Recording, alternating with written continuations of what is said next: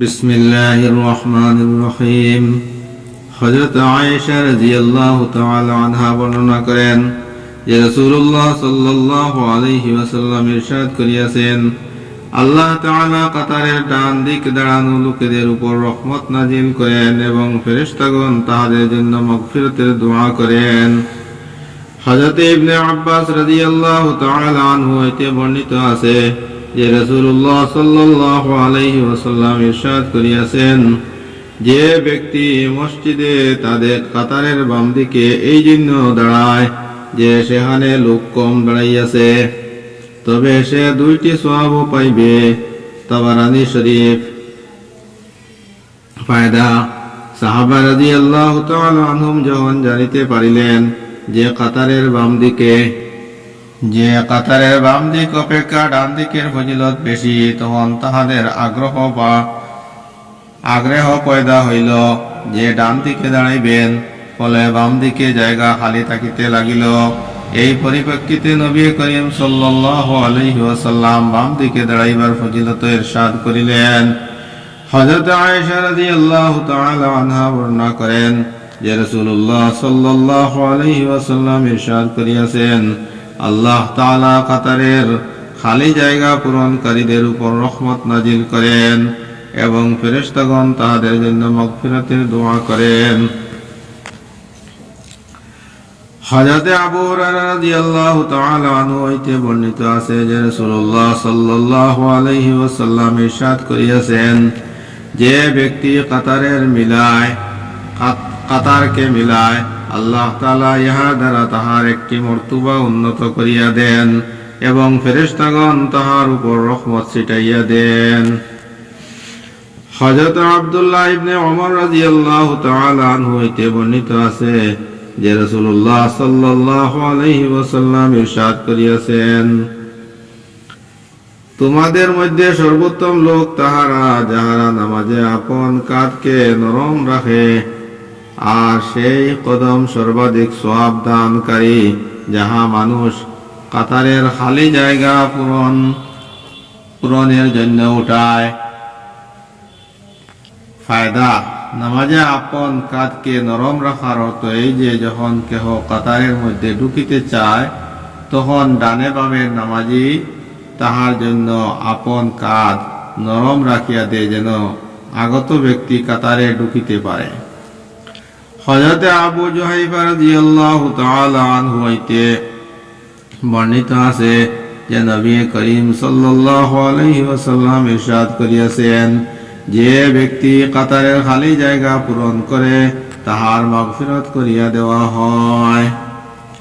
হযরত আব্দুল্লাহ ইবনে ওমর রাদিয়াল্লাহু তাআলা আনহু হইতে বর্ণিত আছে যে রাসূলুল্লাহ সাল্লাল্লাহু আলাইহি ওয়াসাল্লাম ইরশাদ করিয়াছেন, যে ব্যক্তি কাতারকে মিলায় আল্লাহ তাআলা তাহাকে আপন রহমতের সহিত মিলাইয়া দেন, আর যে ব্যক্তি কাতারকে ভঙ্গ করে আল্লাহ তাআলা তাহাকে আপন রহমত হইতে দূরে সরাইয়া দেন। কাতার ভঙ্গ করার অর্থ এই যে কাতারের মাঝখানে এমন জায়গা সামানপত্র রাখিয়া দিল, যদ্দরুন কাতার পুরা হইতে পারিল না, অর্থাৎ কাতারে খালি জায়গা দেখিয়া পূরণ করিল না। হযরত আনাস রাদিয়াল্লাহু তাআলা আনহু হইতে বর্ণিত আছে যে নবী করিম সাল্লাল্লাহু আলাইহি ওয়াসাল্লাম ইরশাদ করিয়াছেন, কাতারগুলিকে সোজা করো, কারণ উত্তম রূপে নামাজ আদায় করার মধ্যে কাতার সমূহ সোজা করাও শামিল রহিয়াছে। বুখারী শরীফ। হযরত ওসমান ইবনে আফফান রাদিয়াল্লাহু তাআলা আনহু বলেন, আমি রাসূলুল্লাহ সাল্লাল্লাহু আলাইহি ওয়াসাল্লামকে ইরশাদ করিতে শুনিয়াছি, যে ব্যক্তি পরিপূর্ণরূপে ওযু করে অতঃপর ফরজ নামাজের জন্য পায়ে হাঁটিয়া যায় এবং মসজিদে যাইয়া জামাতের সহিত নামাজ আদায় করে, আল্লাহ তাআলা তাহার গুনাহসমূহ মাফ করিয়া দেন। হযরত ওমর ইবনে খাত্তাব রাদিয়াল্লাহু তাআলা আনহু বলেন, আমি রাসূলুল্লাহ সাল্লাল্লাহু আলাইহি ওয়াসাল্লামকে ইরশাদ করিতে শুনিয়াছি যে আল্লাহ তাআলা জামাতের সহিত নামাজ পড়ার উপর খুশি হন। হযরত আব্দুল্লাহ ইবনে মাসউদ রাদিয়াল্লাহু তাআলা আনহু বর্ণনা করেন যে রাসূলুল্লাহ সাল্লাল্লাহু আলাইহি ওয়াসাল্লাম ইরশাদ করিয়াছেন, একা নামাজ পড়া অপেক্ষা জামাতের সহিত নামাজ পড়া 20 গুণেরও বেশি ফজিলত রাখে।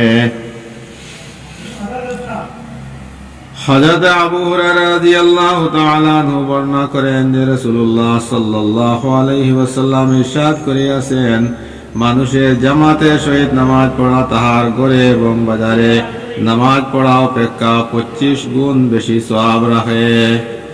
হযরত আব্দুল্লাহ ইবনে ওমর রাদিয়াল্লাহু তাআলা আনহু হইতে বর্ণিত আছে যে রাসূলুল্লাহ সাল্লাল্লাহু আলাইহি ওয়াসাল্লাম ইরশাদ করিয়াছেন, জামাতের সহিত নামাজ আজর ও সওয়াব হিসাবে একা নামাজ অপেক্ষা 27 গুণ বেশি সওয়াব।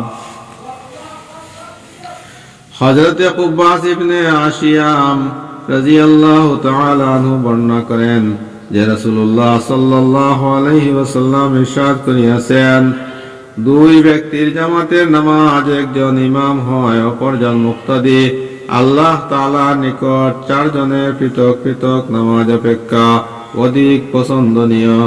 এমনি ভাবে 4 জনের জামাতের নামাজ 8 জনের পৃথক পৃথক নামাজ অপেক্ষা অধিক পছন্দনীয়, এবং 8 জনের জামাতের নামাজ 100 জনের পৃথক পৃথক নামাজ অপেক্ষা অধিক পছন্দনীয়।